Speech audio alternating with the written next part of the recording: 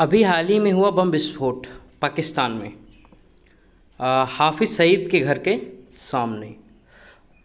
उसका सारा इल्ज़ाम या उसके पीछे का जो मास्टरमाइंड था वो ऐसा पाकिस्तान कह रहा है कि वो एक भारतीय है जो कि रा का एजेंट है। तो ये न्यूज़ बहुत ज़्यादा ट्रेंड कर रही है। आई होप आप सबने इस न्यूज़ के बारे में थोड़ा बहुत सुना होगा, लेकिन मैं आज इसके पीछे का सच आपको बताऊंगा, क्यों ऐसा हुआ, कैसे हो रहा है, इसके पीछे का रीज़न क्या है। तो चलिए न्यूज़ की शुरुआत करते हैं। Hello my dear student, my name is Vishal Shrivastava, I am an assistant teacher.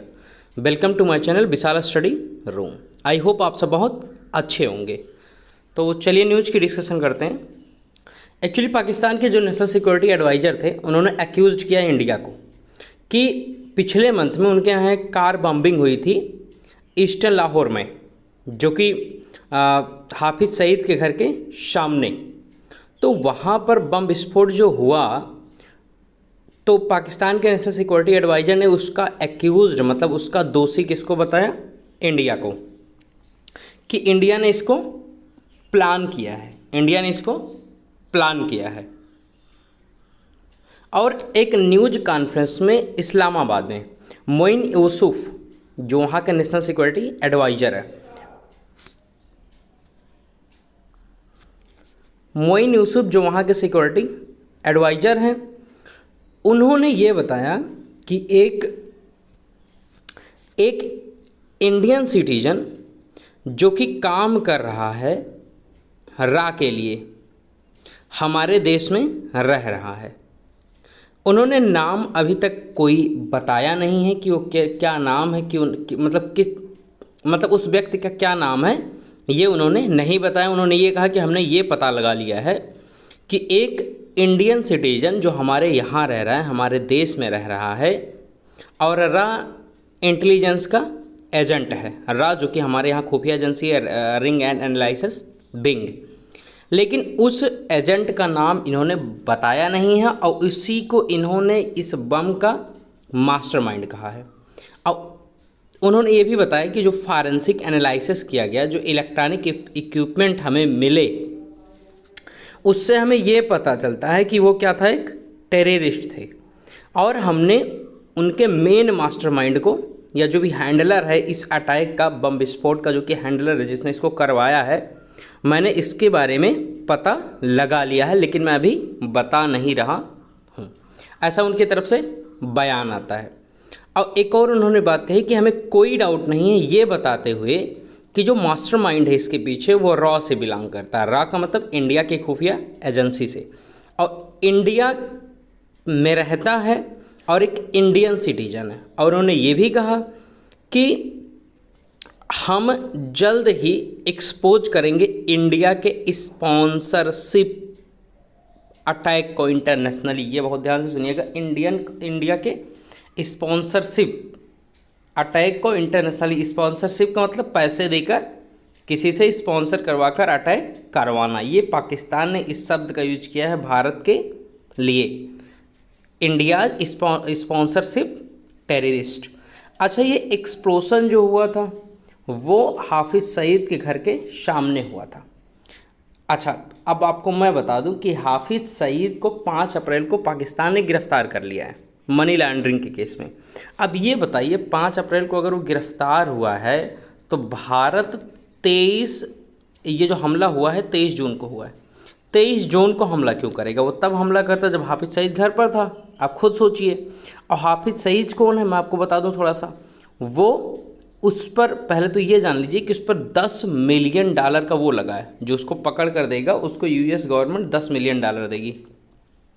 $10 million का इनाम है उसके सर पर। अब सोचिए कितना बड़ा आतंकी है। और इंडिया में जो दंगा हुआ था, बम विस्फोट हुआ था 2008 में, मुंबई में जो बम विस्फोट हुआ था 2008 में, उसमें जो लगभग 170 लोग मारे गए थे उस लग्जरी ताज होटल में। उसका मेन जो हैंडलर था वो यही था, कौन? शहीद, हाफिज़ सईद ही था। और दूसरी चीज़, जो उसके घर के सामने जो ये हुआ बम विस्फोट जौहर टाउन में, जो कि बिल्कुल किसके पास पड़ता है, हाफिज़ सईद के घर के सामने, उसमें लगभग 3 लोग मारे गए हैं और 24 लोग घायल हुए हैं। ये पाकिस्तान की रिपोर्ट है। अब मैं बता दूं कि क्यों ऐसा, मतलब बम विस्फोट कैसे हुआ। एक्चुअली इसके पीछे का लॉजिक आप समझिएगा, मैं बताता हूँ। एक्चुअली FATF की मीटिंग होनी थी। FATF क्या होता है, फाइनेंशियल एक्शन टास्क फोर्स। ये देखती है कि मनी लॉन्ड्रिंग कौन कर रहा है, ब्लैक मनी कहाँ से कहाँ जा रहा है, टेरर फाइनेंसिंग तो कोई नहीं कर रहा है। इसका ये काम है, ये वॉच डाक के रूप में काम करती है, वॉच डाक के रूप में। तो आपको बता दो उसमें 3 लिस्ट होती है, white list, grey list, black list. White list में जितनी कंट्रियाँ होती हैं उसका मतलब फाइनेंस टेररिस्ट फाइनेंस नहीं करती हैं। ग्रे लिस्ट का मतलब वो करती हैं, और ब्लैक लिस्ट का मतलब वो तो बिल्कुल श्योर 100% करती हैं। अब जो पाकिस्तान है उसको पहले से ही ग्रे लिस्ट में रखा गया था। किसमें, ग्रे लिस्ट में। तो इसकी मीटिंग आई होप 23, 24 और 25 ऐसे जून में होनी थी। तो अब एक्चुअली जो ग्रे लिस्ट में होगा उसको कोई भी देश लोन नहीं देता है और सपोर्ट नहीं करता है। तो पाकिस्तान एक्चुअली ग्रे लिस्ट में है, तो वो बाहर आना चाहता था। तो उसने क्या किया कि चलो अब हम, अच्छा ये क्या कहता है, ये 27 पॉइंट देता है कि अब टेररिस्ट के अगर सपोर्ट में नहीं है तो इस 27 पॉइंट को पूरा कीजिए। तो 27 पॉइंट ये पूरा नहीं कर पा रहा था, तो इसने कहा चलो एक काम करते हैं, काम ये करते हैं। इसने धमाका करवाया हाफिज़ सईद के घर के बगल में, और धमाका करवाया ये दिखाने के लिए FATF की मीटिंग में कि हमारे यहाँ तो खुद धमाका हो रहा है टेररिस्ट की वजह से। भैया हमारे यहाँ तो खुद धमाका हो रहा, तब मैं कैसे टेररिस्ट फैलाऊंगा जब मैं खुद इससे ग्रसित हूँ। एक्चुअली इसका बयान ये होना था। अच्छा, इसके बयान ये होने के बावजूद भी इसे किस में रखा गया है, ग्रे लिस्ट में। तब ये बहुत ज़्यादा कंफ्यूज हो गया कि हमने इसके लिए अपने लोगों को मारा, बम विस्फोट करवाया और फिर भी हमें ग्रे लिस्ट से निकाला नहीं गया। तब इसने दूसरा प्लान किया कि अब ये जो बम विस्फोट हमने किया है उसको किसी के सर पर मढ़ दो। तो इसने क्या किया, अभी 2-3 दिन पहले इस जो बम विस्फोट था उसको किस पर उसका इल्ज़ाम किस पर लगा दिया है, इंडिया पर। किस पर लगा दिया है, इंडिया पर। आई होप आपको कहानी समझ में आई होगी कि FATF क्या है, ये मनी लॉन्ड्रिंग और टेरर फाइनेंसिंग को रोकता है, वॉच डाक के तरीके से काम करता है। इसमें 3 लिस्ट होती है, वाइट, ग्रे और ब्लैक। तो ग्रे लिस्ट में पाकिस्तान था, तो उसने सोचा एक काम करते हैं कि हम ये बता देते हैं कि हमारा देश खुद टेरर से ग्रसित है, खुद टेररिस्ट से ग्रसित है, तो हमको वाइट लिस्ट में कीजिए। लेकिन इसीलिए उसने बम विस्फोट करवाया ताकि हम इसको मीटिंग में इस बात को उठा सकें, लेकिन ये उस पर ही भारी पड़ गया। अब ये बताने के बाद भी उसे ग्रे लिस्ट से हटाया नहीं गया, तो पाकिस्तान भाई परेशान हुआ कि हमने जिसके लिए काम किया वो तो हमें हटाया ही नहीं गया। तो उसने क्या किया, जो ये बम विस्फोट खुद करवाया, उस बम विस्फोट को इंडिया पर इंडिया को उसका हैंडलर बता दिया है कि इंडिया ने करवाया। अब सोचिए कितना बड़ा लेवल का बेवकूफ़ है। दूसरी चीज़ आपको बता दूं, हाफिज़ सईद जिन पर इवन $10 मिलियन का, आप सोच सकते हैं $10 मिलियन का इनाम उनके सर पर जो पकड़ेगा, पाकिस्तान उसे 5 अप्रैल को गिरफ्तार करके जेल में डाल देता है। और किस केस में, फाइनेंसिंग, ब्लैक मनी और फाइनेंसिंग के केस में 5 अप्रैल को। अब 5 अप्रैल को ये भैया जेल में है। अब आप सोचिए कि जो बंदा जेल में है वही 2008 में जो हमारे यहाँ बम विस्फोट हुए थे उसका हैंडलर था, या जो कि 2008 में दंगा हुआ था या जो भी ताज होटल में बवाल हुआ था उसके लिए हैंडलर था।